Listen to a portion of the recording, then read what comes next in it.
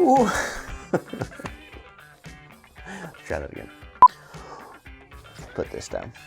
Try it again. Welcome back to Digging Deeper, episode... What episode are we on? Welcome back to Digging Deeper, episode 7.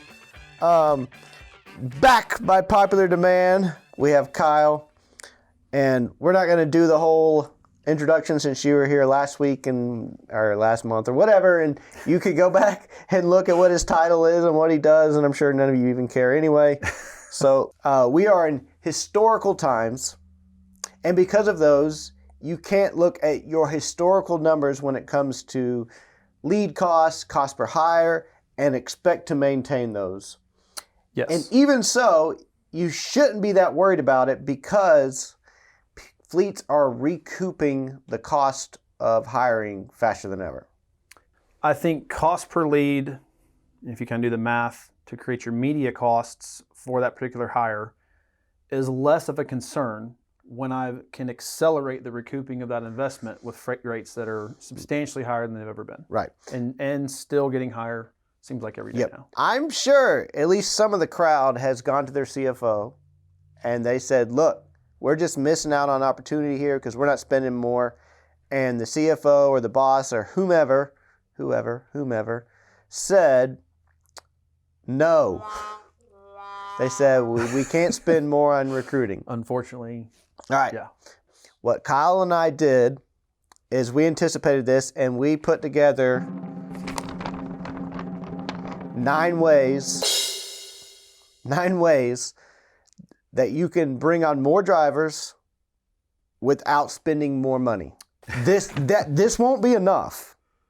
It won't. This will help, but you should still keep working on that, whoever you're talking to about spending more money. And showing the value that those drivers will bring to the bottom line over their lifetime with your organization. Yes. Boom. Okay, let's get started. And we'll move through these things fast because if we don't, we'll end up being here for 2 hours. Strategy number 1.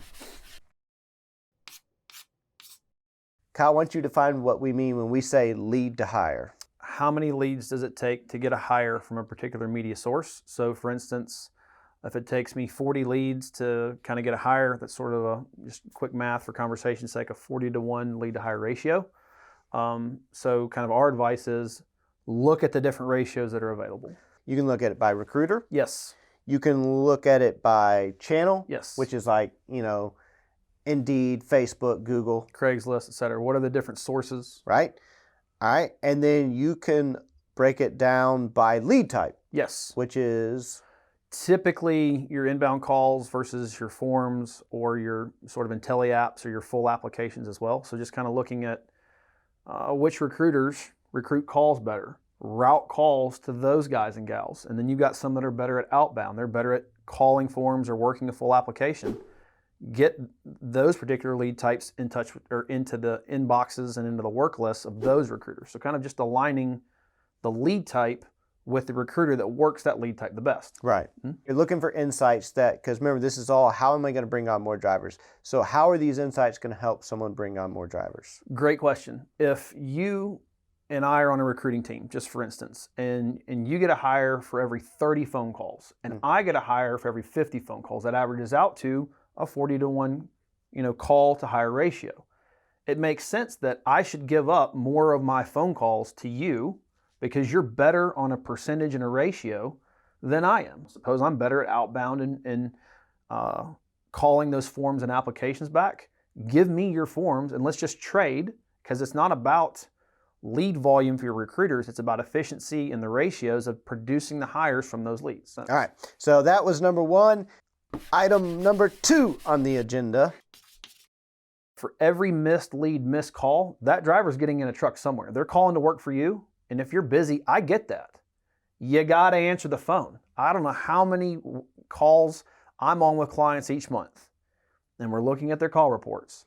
And this sizable portion of all the calls produced aren't getting answered. The reason you're passionate about it is because you're on the phone with so many clients, and when you look into the data, you're seeing lots of unanswered phone calls. Just purely never answered. Just had a report run this morning.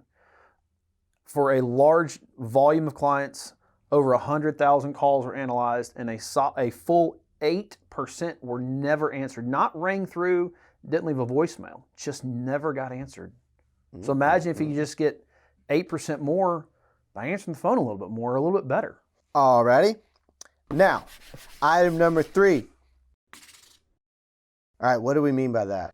Visualize the goal for your fleet. I saw a thermometer, kind of like a fundraising goal of 100% truck utilization, and they could kind of update it every day to see how close were they. They wanted to know how close are we to getting that many trucks filled, or they had a set number of hires they had to make that month, that week, that year. Where are they on that sort of journey to reach that total? And that way all the recruiters simply knew this is our goal as a team. Because if you don't tell your team where you need to go, it's not really their fault if they don't get there. This particular point was almost titled, Keep Your Recruiters Accountable. Yeah.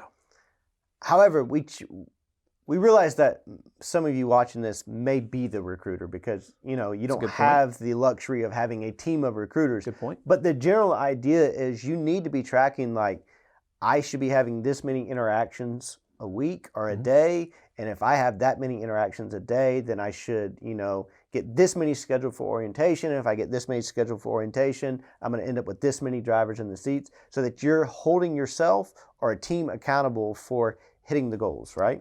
If you don't measure it, you can't manage it. So if I'm a single recruiter, or I've got 2 or 3 recruiters, your scoreboard is going to be just those ratios. Are we hitting our ratios of leads to full apps to hires, and then how many hires are we trying to get, and just kind of reverse engineering some goals that way.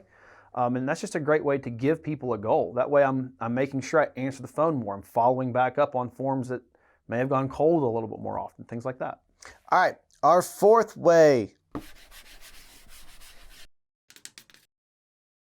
Every single client has not hired every single application, lead, and call you've ever gotten. You have a whole lot of drivers who are interested in coming to your company, but you didn't hire them. So get back in touch with them. I've heard in some different sales techniques called a 12 days of pain.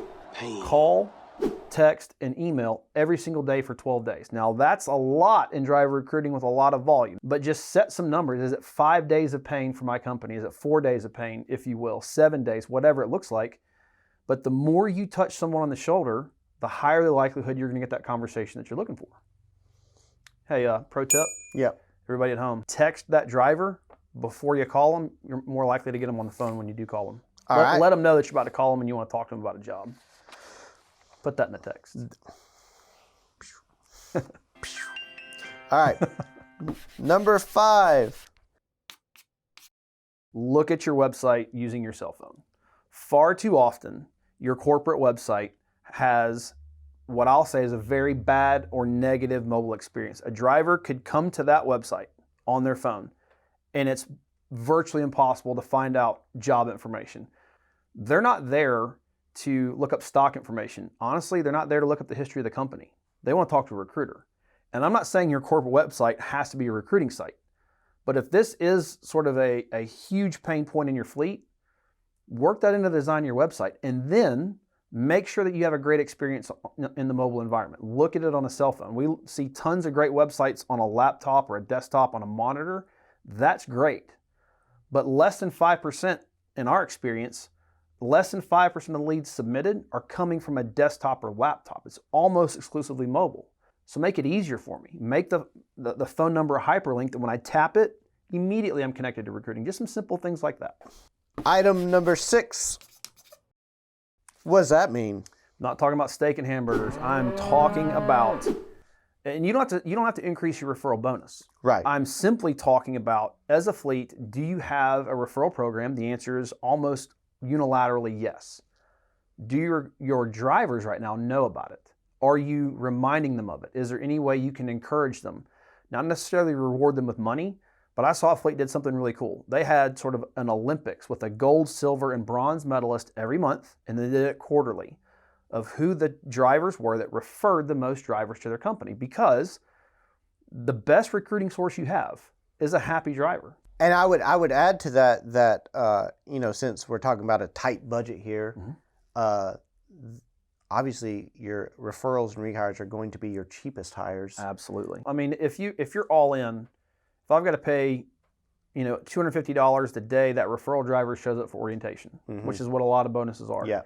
And then it's another $250 after 30 days. It's usually $500, something like that, for instance. If I can get a driver and a seat for my truck for $500, I mean, that's way cheaper than the market. It's way cheaper than anything we're going to do. There's no service in the market right now that's going to give you $500 higher. So why not kind of lean on that, creatively make it fun, encourage it. A lot of drivers hear about it. They don't think about it, but just make that process simple so that when the referral comes in, get that guy to the front of the line. Right. Little area of self-promotion here. Episode 2 of Digging Deeper, we talked about using your referral and rehire metrics as a way to measure your reputation as a fleet. Oh, wow. Episode 2, ladies and gentlemen. You're going to need to go back and find that. All right. Number 7. First, let's talk about specifically how you pay your drivers. Okay. But we're also going to talk about something when it comes to how you pay your recruiters if you have the luxury of a team of recruiters. But go ahead with drivers. So I was on the phone with a fleet about 6 weeks ago, and I asked him about his pay and how he felt it stacked up. And he spent the next 12 minutes explaining to me his pay structure. If you can't give me your pay quickly and simply, that means your recruiters aren't doing it, and that definitely means drivers aren't hearing it. Right. So simplify your pay. A driver, if they can understand how much they're going to make, it's going to help them evaluate your fleet easier, better, faster, versus if I've got to do calculus for some other fleet, I'm not going to go to work there. Not got that. So the other part of that is the way you actually pay your recruiters. I have seen countless fleets that simply have just a flat salary for recruiters, and they get the same number of hires, and it just kind of is what it is. What comes in is what comes out. I mean, recruiting is essentially a sales job. Big time, yes. And most sales positions have a compensation that involves commission of some sort. Yep. So it is worthwhile to think about changing your pay structure. A number of companies have done that. They've changed their pay structure by they said, look, we're going to keep your salary, your income's not going to change. I'm going to pay you a lower salary. You historically get this number of hires. So I'm going to pay you a bonus on that standard number that you're always getting. So you can expect to make about the same. And what they found was the people who wanted to make more simply started hiring more. Right. And the people that were okay with what they were making, fine, they're still going to get you hires. But now I've incentivized someone to go and hire more drivers for me. And the good thing is, because it's all performance-based, you're not losing money because you're just getting more hires in, even if you're paying your recruiters more in the end. And obviously, you're recouping those costs really quickly. And that's what we're hoping happens. Right. All right. Item number 8. Anytime you can speed up that driver, from the moment that driver says yes to the job to getting in the keys and taking their first load, any day I can shave off that time. Is it typically 2 weeks? Is it 10 days? Is it 5 days? It simply means I can start recouping that investment sooner, and it potentially can add another day or 2 or 3 of profitability. If you multiply that times the number of hires per week, per month, per year, I can make more money as a fleet if I simply get my drivers hired a little bit faster. Okay. A couple of fleets that I've talked to so far in 2021, they love all the virtual elements to recruiting now, where it's, here's your recruiting videos, watch these before you show up. And it shaved off 4 or 5 hours of the first day of orientation. I don't have to have donuts and coffee and all those sort of small costs on the front end of recruiting or on the front end of orientation. And it cut down on costs, and it actually sped things up. What about the driver experience as far as the hiring process? Where can we remove friction there? The more, I'll say, documents you can have that driver fill out before they show up, the faster you'll get them through orientation, the faster they're going to make money for you. A number of fleets I know have started using DocuSign, where I know that this one individual can fill out this document, and it's a safe, standard way to then I can receive that, get that into my processors, get that into HR, and I have all my paperwork signed at a very low cost to me, and it speeds up that hiring process. Unfortunately, there are still some fleets out there that send a PDF that you have to print Fill out by hand. Go find a fax machine. Don't do that, ladies and gentlemen. Don't make Dave. Isn't that the worst when someone's like, I need you to fill out this PDF, and then you're like, am I supposed to print it and then scan it and then send it back to you? Yes, there are a number of incredibly low-cost PDF sort of digital completion services that are out there in the market. Or worse, fax it. Who's faxing anything?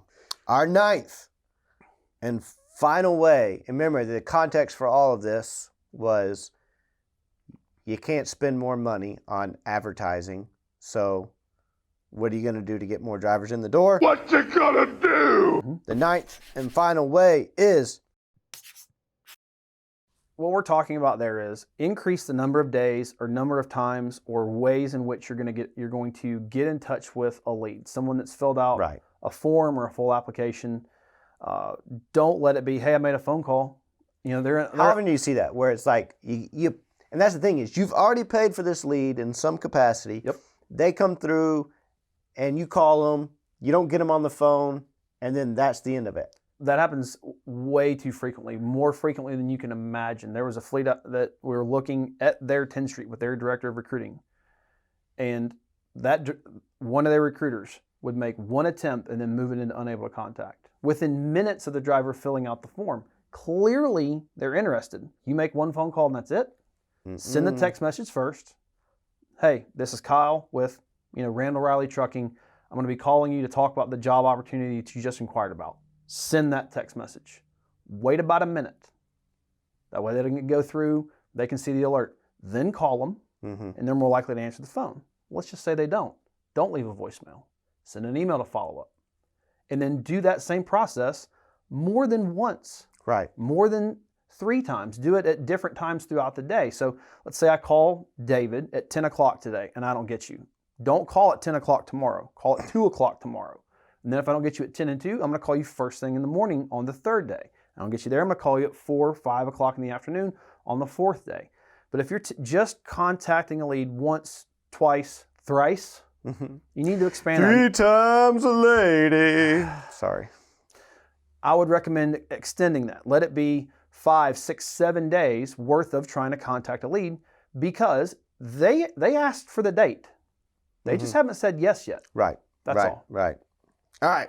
Well, that was the 9. Let's go through them real quick, and you're going to get one sentence for each of them. Okay. Okay? You ready? Yep. Speed round. Bonus speed round. Item number 1. Here we go. Become a lead to hire Fanatic.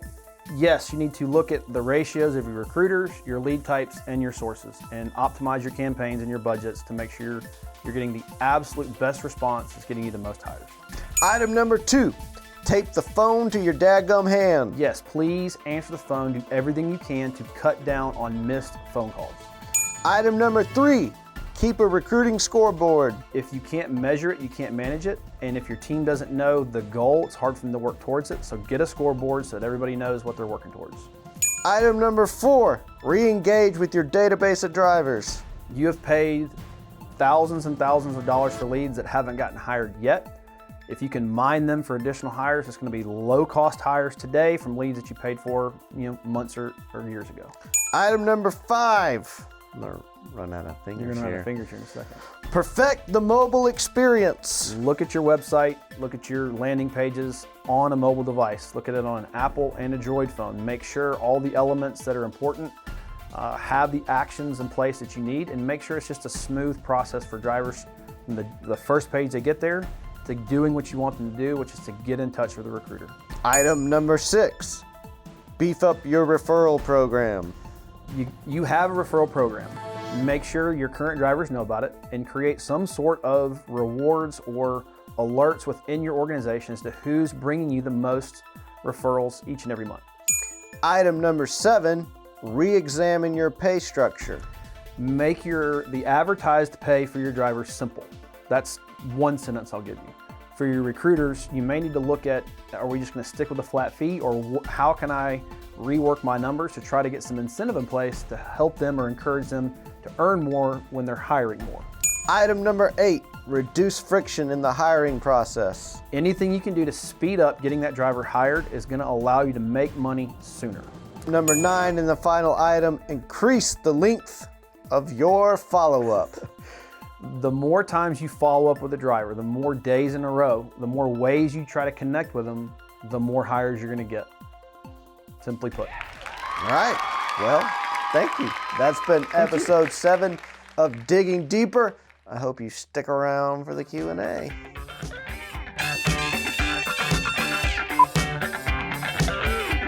Did you guys hear about the Valley girl that was real into geography? She was like, the equator is laterally at the center of the earth. All right,